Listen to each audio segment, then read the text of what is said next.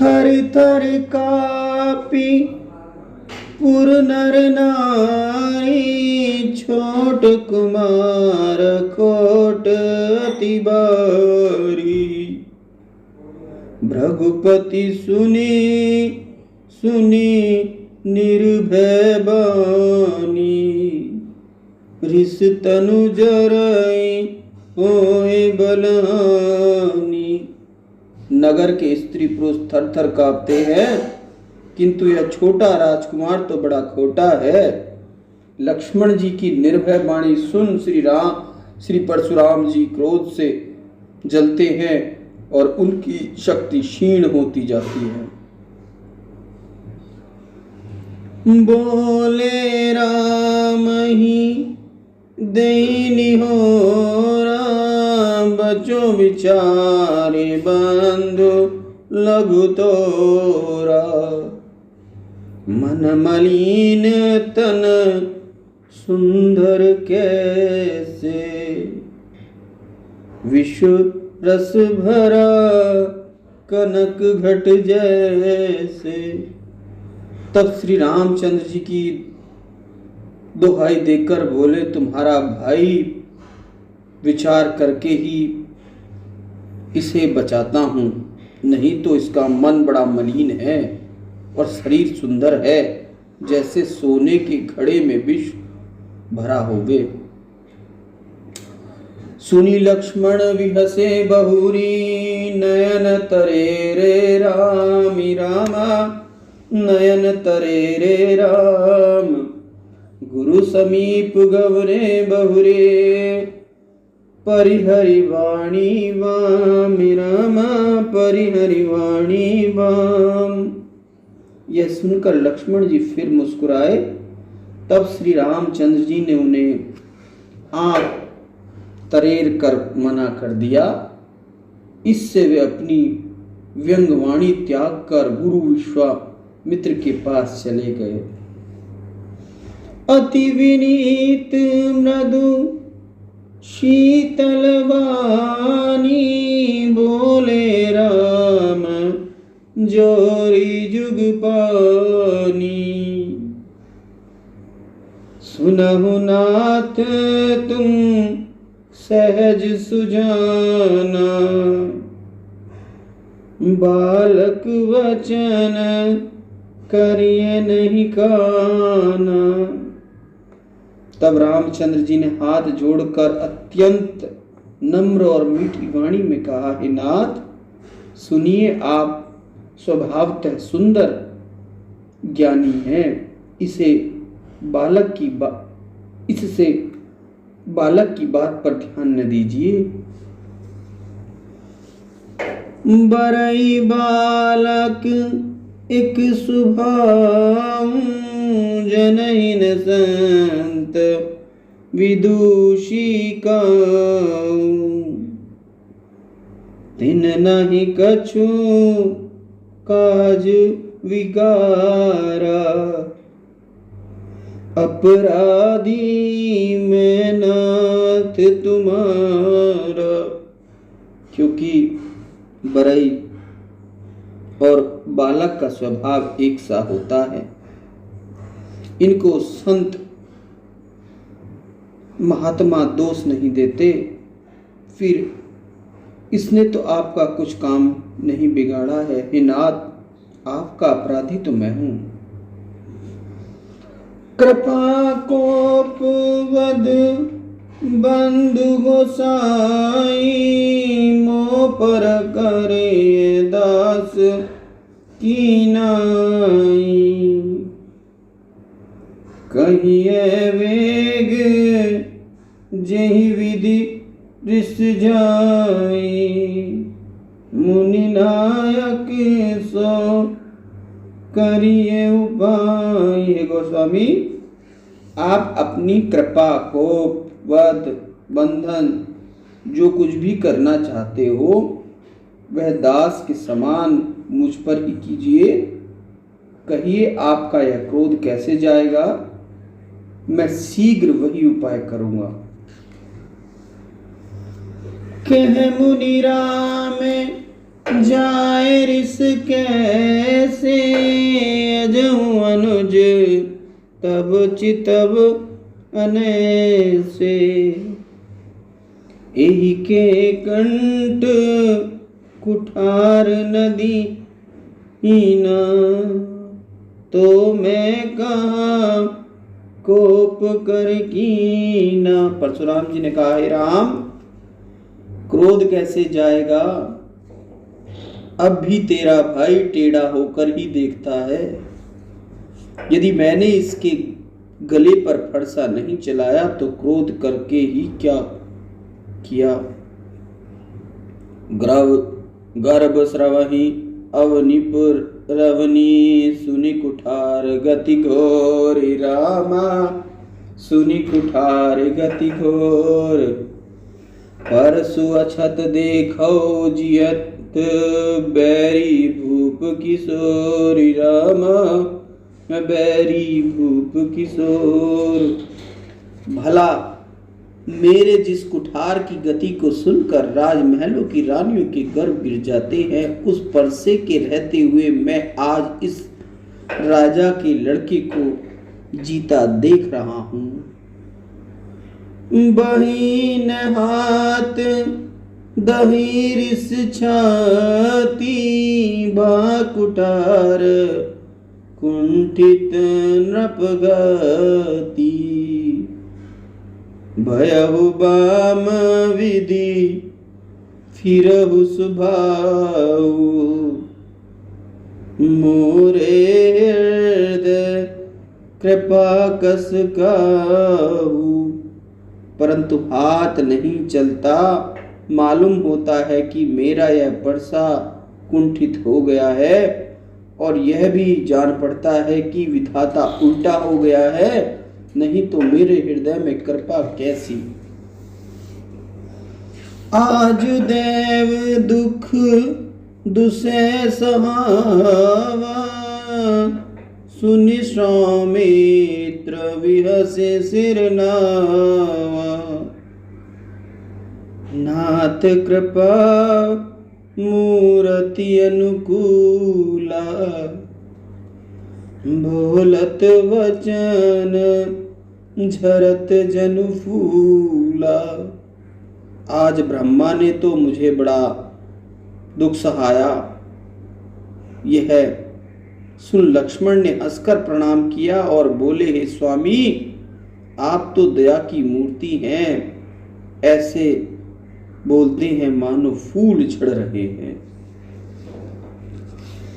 जो पे कृपा जरहि मुनि गाता क्रोध भय तनु राख विधाता। देखो जनक हठहि बालक हूँ कीन चहत जड़यमपुर गेहूं। हे मुनि,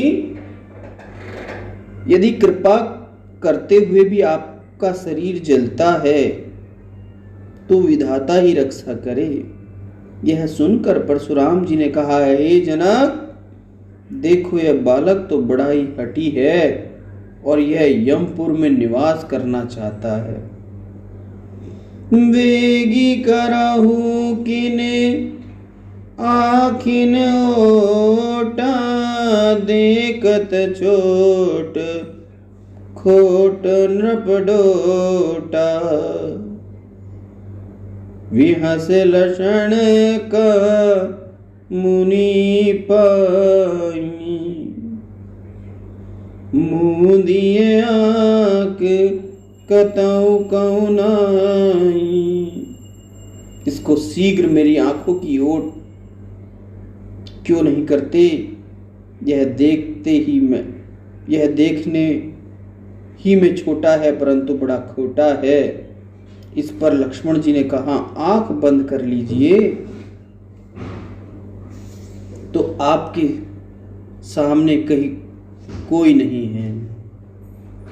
परशुराम तब राम प्रति बोले बचन सक्रोध। रामा बोले वचन श्रकोद, शंभु सरासन तोरि सट, करसी हमार प्रबोध। रामा करसी हमार प्रबोध। इस पर परशुराम जी अत्यंत क्रोधित होकर श्री रामचंद्र जी से बोले, रे मूर्ख, शिव जी के धनुष को तोड़कर अब मुझे अपनी बातों से प्रबोध करने चला है।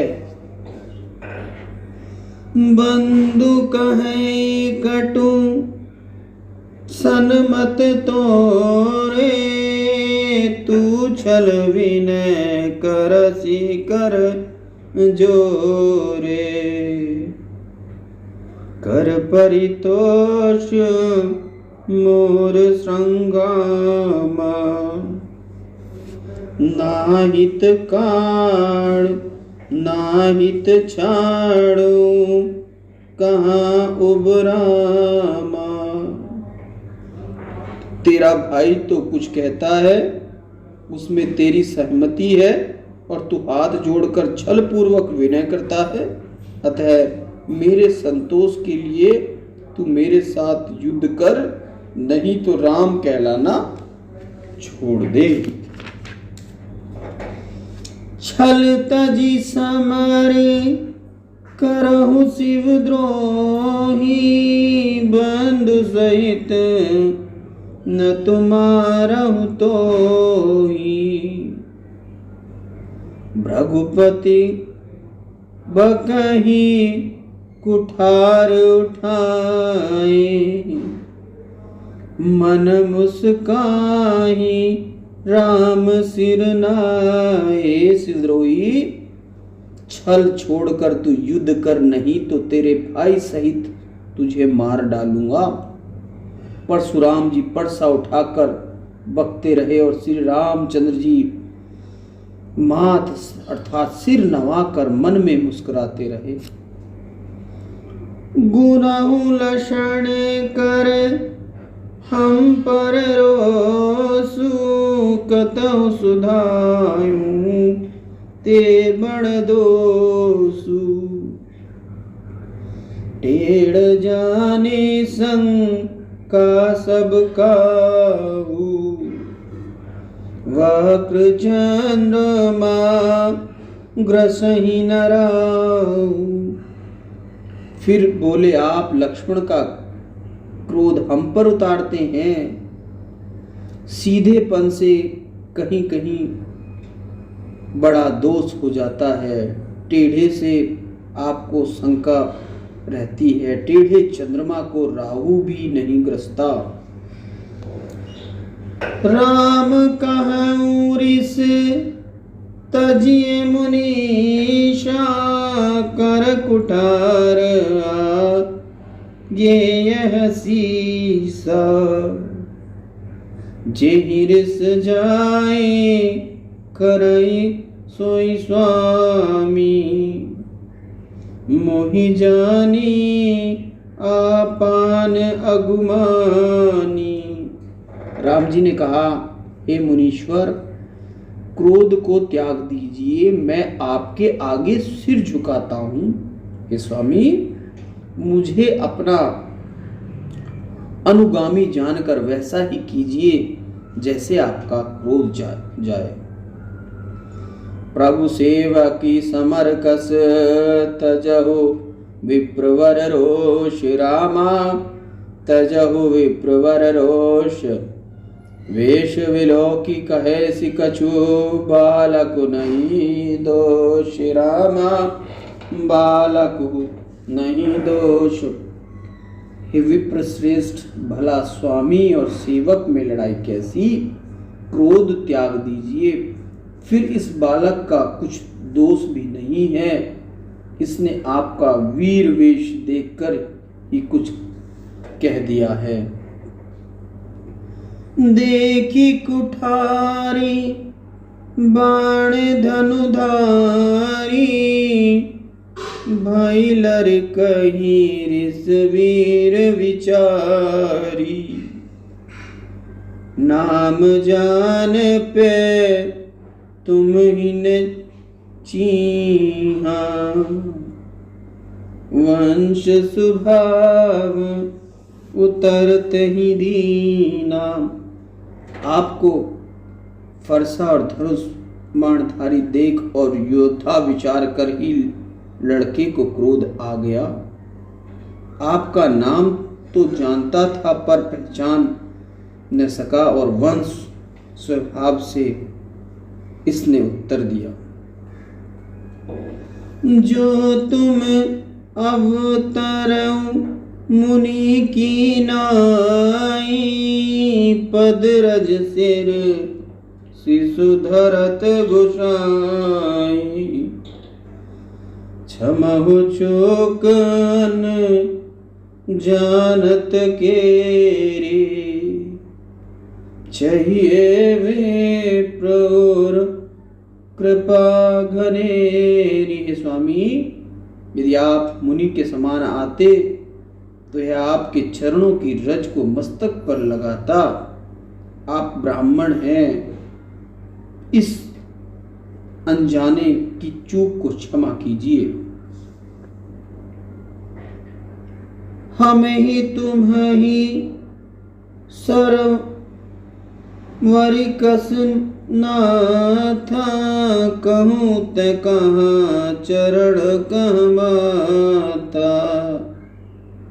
राम मात्र लघु नाम हमारा, परशु सहित बड़े नाम तुम्हारा। हे नाथ, हमारी आपकी बराबरी कैसी, कहिए तो कहाँ चरण और कहाँ माथा। हमारा छोटा नाम तो केवल राम मात्र है और आपका परशु सहित बड़ा नाम है।